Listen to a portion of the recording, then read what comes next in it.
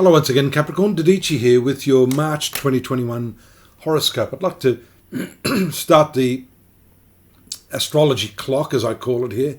You notice straight away there's a transit on the 1st and 2nd of the moon in your 10th house of career. This is important because the ruler of your career, Venus, is down here in the 3rd house in the mutable sign of Pisces with the Sun and Neptune.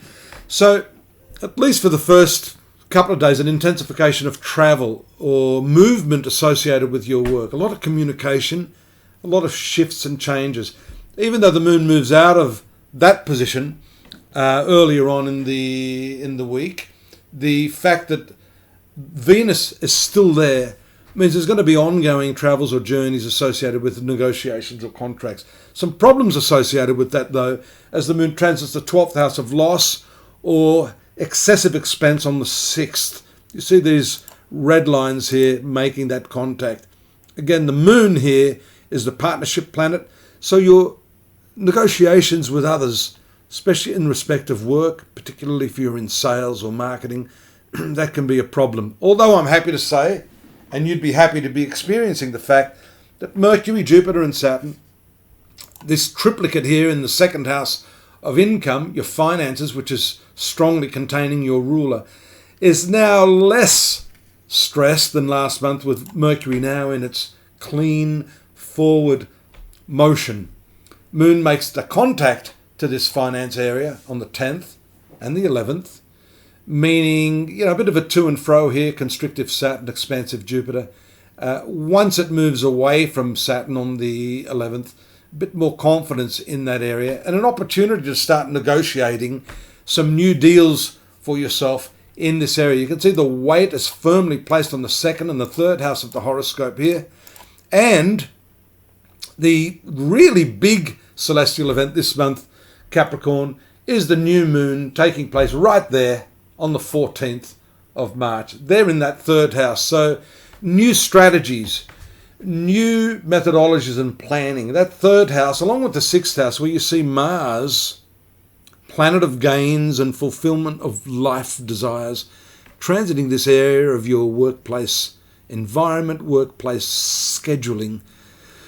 So 2 important houses of your horoscope. Notice also Mercury moving into this area on the 16th to add additional weight. So the 3 planets here become 2, and the weight moving to this 3rd house of planning. There's also some stresses here, and that's going to continue as Mars later in the next month or two, you'll see Mars moving up here into stressful. Well, Mercury will do that here. It's already doing it. You'll see here on the 19th, 20th, 21st, just as the Sun is moving into the 4th house. Moon makes a conjunction of Mars. So these houses of planning, scheduling, communicating, negotiating, contracting are important. You must pay strict attention to that, especially also because Mercury is not all that comfortable in the sign of Pisces. Pisces is what we call the depression or debilitation sign of Mercury. Some of the weight shifts again with the Sun and Venus moving into the sign of Aries on the 20th and 21st. This is called the solar ingress into Aries. Very important. Keep an eye on the markets. Stock market, if you're doing any investing, you'll see big swings, either up or down in the market and in stocks. There you have an opportunity in the domestic area of your life as the moon makes trine aspects to this Sun and Venus in this 4th house. And then, that's around the 25th and 26th, then as it moves into the 9th house, you'll see this triangular aspect to the speculative house of your horoscope, and Uranus there, which can show, if you're careful, some sudden gains. Sudden gains because Uranus rules your 2nd house of finance.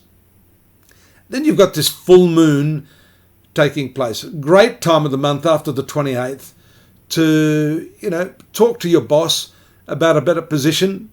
I like the 10th house position of planets.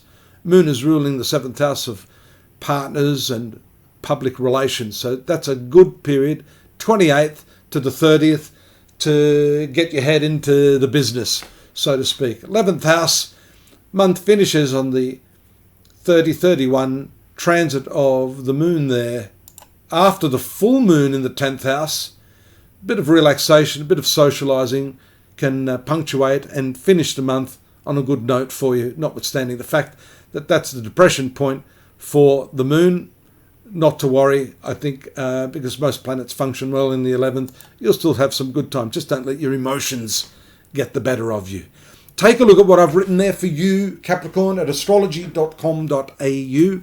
We've got more on the month of March, more on the year 2021.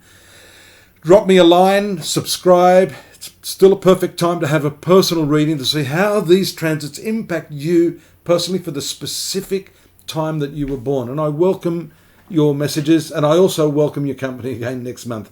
Come back. See you then. Bye-bye.